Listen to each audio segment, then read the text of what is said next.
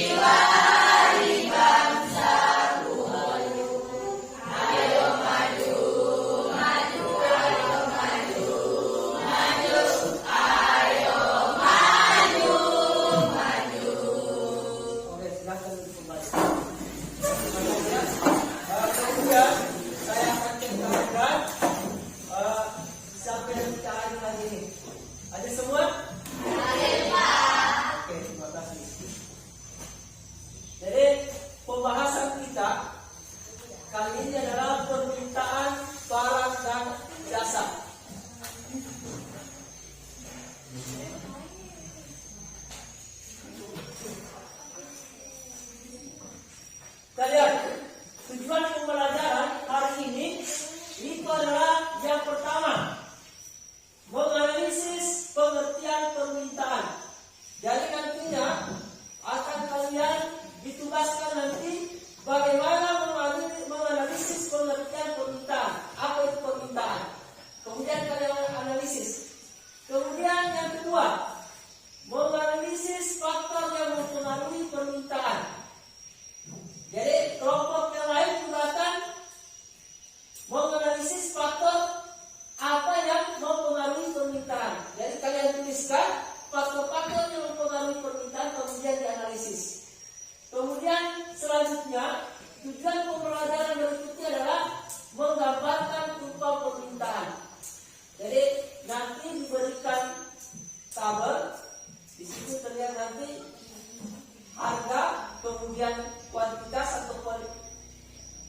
jumlah permintaan, ya, itu akan digambarkan nanti. Kemudian kalian tuliskan kurvanya berdasarkan tabel nanti pada saat NKPD. Jadi ada 3 tujuan pembelajaran hari ini. Yang pertama itu adalah menganalisis pengertian permintaan. Kemudian yang kedua, menganalisis faktor yang mempengaruhi permintaan. Kemudian yang ketiga, menggambarkan kurva permintaan. Jadi ini tujuan pembelajaran kita hari ini.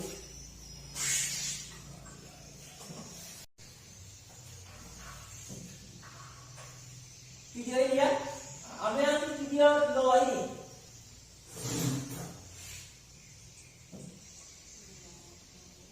Sudah dilihat?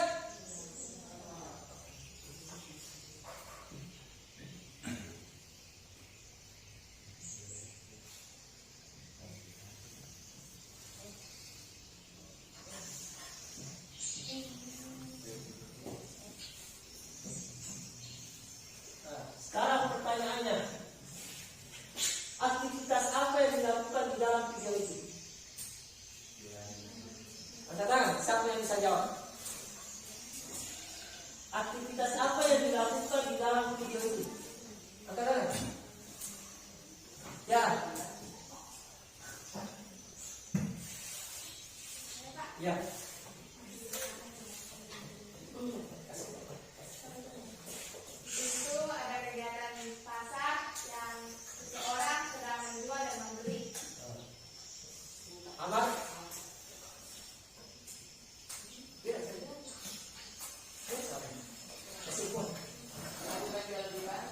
Melakukan jual beli barang. Jadi aktivitas apa yang dilakukan di dalam video itu? Kita lihat, apakah ada orang yang berbelanja atau tidak? Itu namanya kegiatan apa? Membeli barang. Jadi membeli barang. Jadi di situ dilakukan pembelian barang. Nah, kemudian yang kedua, menjelaskan pengertian pasar. Apa itu pasar?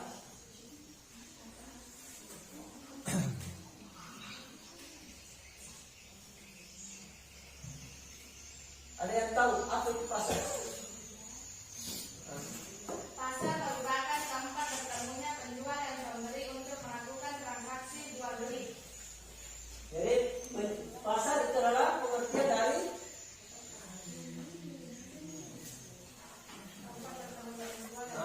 tempat bertemunya antara penjual atau melakukan permintaan dengan penawaran. Jadi di sini pengertian pasar itu adalah di mana ada terjadinya permintaan dan penawaran yang dilakukan oleh konsumen dan produsen. Jadi pasar itu dalam artian ada permintaan dan ada penawaran. Dapat sebuah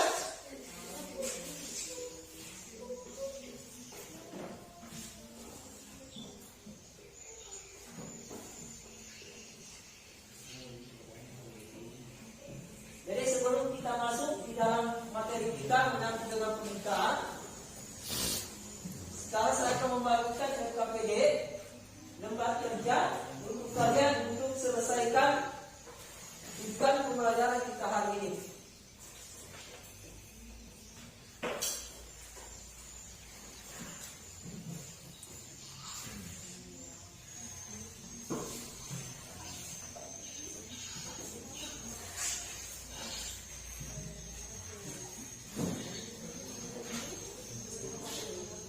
Waktunya 20 menit ya.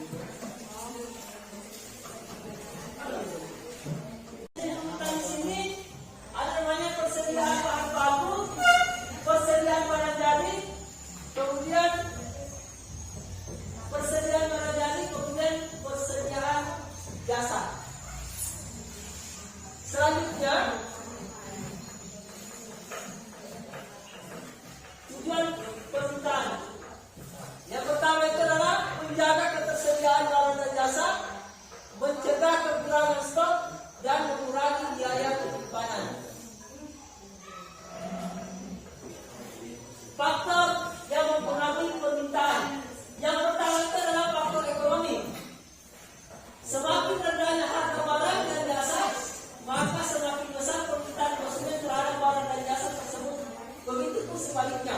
Jadi yang menentukan di sini adalah suatu harga barang.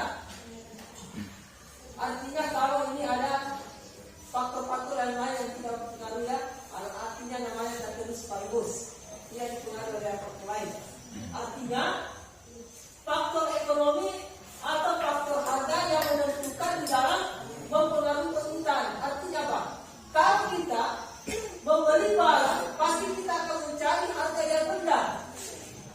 Jadi kalau harga rendah, tentu kita ingin membeli banyak. Begitu harga barang itu tinggi, tentu kita akan mengurangi permintaan kita terhadap barang itu. Kenapa? Karena yang menentukan itu adalah harga.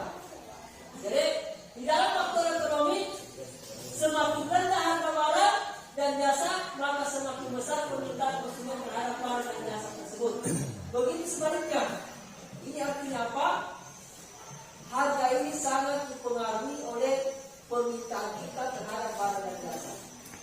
Kemudian yang kedua, faktor pendapatan konsumen. Coba, biasa kita diberikan uang jajan sama orang tua kita. Kalau uang kita sedikit diberikan, misalnya 5.000, tentu yang kita inginkan suatu barang itu pasti sedikit. Begitu juga dengan uang jajan kita misalnya 10.000. Tentu uang jajan yang 5.000 tadi tidak sama dengan uang jajan yang 10.000. Artinya apa? Bahwa pendapatan yang kita terima, kalau semakin besar pendapatan kita, maka kita juga akan dipengaruhi oleh permintaan terhadap barang dan jasa. Jadi permintaan kita juga akan besar. Begitu juga dengan pendapatan rendah atau penghasilannya. Jadi kalau penghasilan kita rendah, maka kebutuhan yang kita ingin beli pasti juga akan rendah. Jadi ini faktor yang pengaruh permintaan.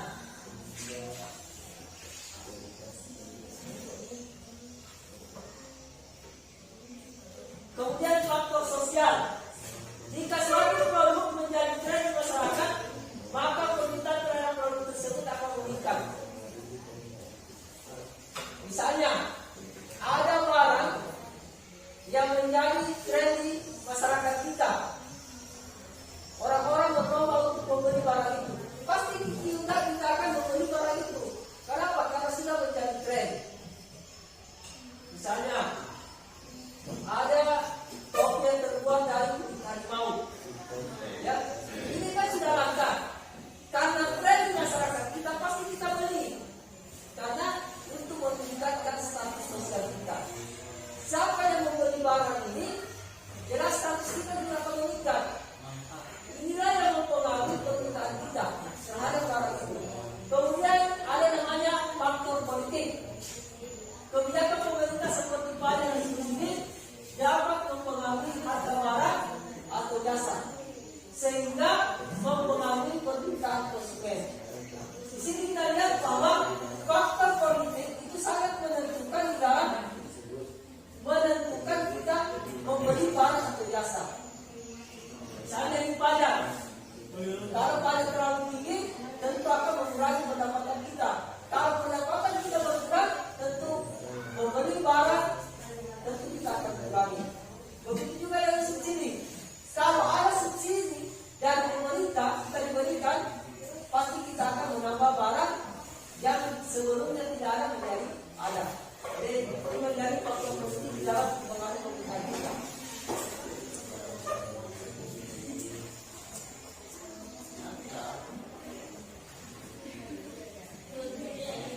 Faktor selanjutnya adalah faktor budaya. Budaya suatu masyarakat dapat mempengaruhi kebutuhan dan keinginan konsumen terhadap suatu barang dan jasa. Contoh, budaya Bali ya.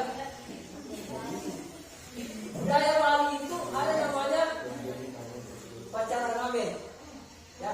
Ada namanya seserahan buah-buahan. Kalau mereka mengadakan upacara seperti ini, mereka akan membeli barang seperti buah-buahan. Jelas permintaan terhadap buah-buahan akan meningkat. Kenapa? Karena budaya yang mereka anut di dalam kehidupan mereka.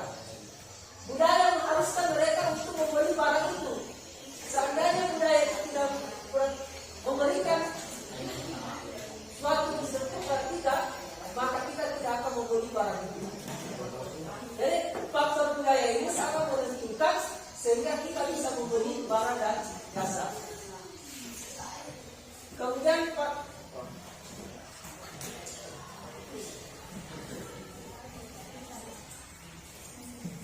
ini rupanya ya. Kita lihat di sini dalam tabel, di sini harga 15.000. Jumlah barang yang diminta itu 10 kg. Kemudian 12.500 itu jumlah barang yang diminta 20 kg. Harga yang 10.000 jumlah barang yang diminta 30 kg.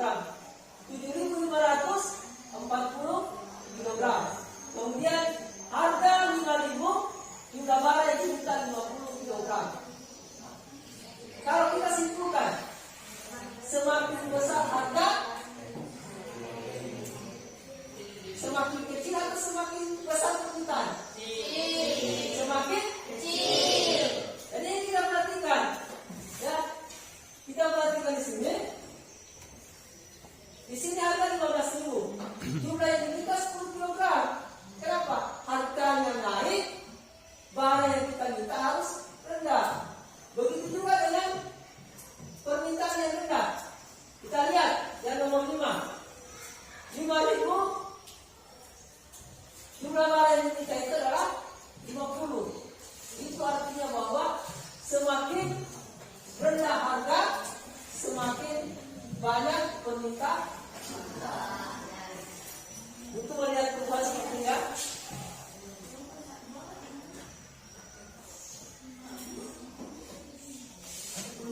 ini contoh permintaannya. Oke.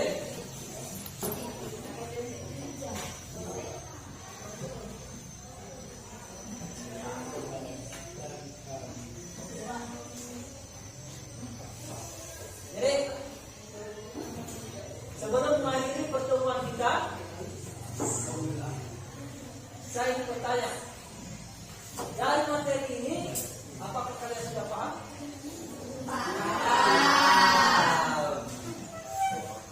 Bagaimana perasaan kalian?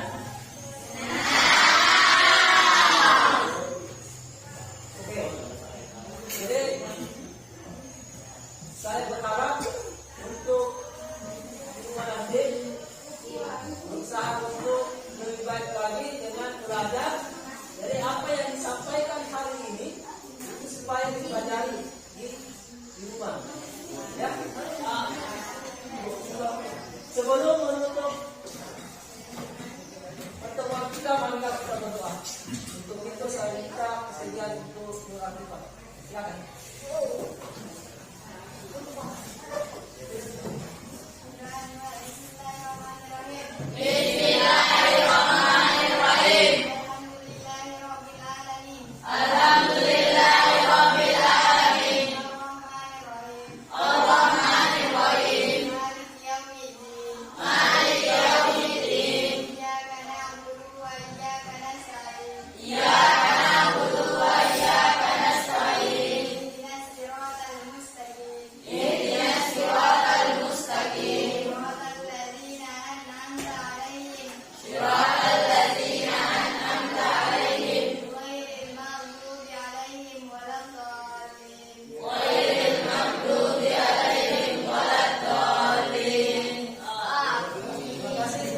Assalamualaikum warahmatullahi wabarakatuh.